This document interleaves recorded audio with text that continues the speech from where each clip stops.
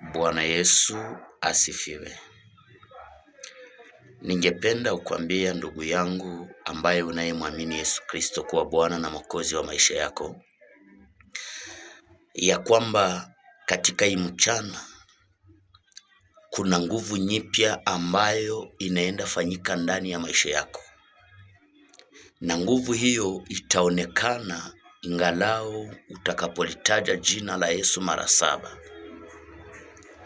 Jina hilo ni nguvu ya kutawanisha uwezo wa kichawi, uwezo wa mapepo, uwezo wa watu wote wanao kupangia vitu vibaya, wale ambao wasiopenda uendelee kimaisha. Katika jina la Yesu Kristo ukilitaja utapata amani, utapata furaha, utajengwa kiupya na utapata matunda ambayo hujawahi iona ndani ya maisha yako.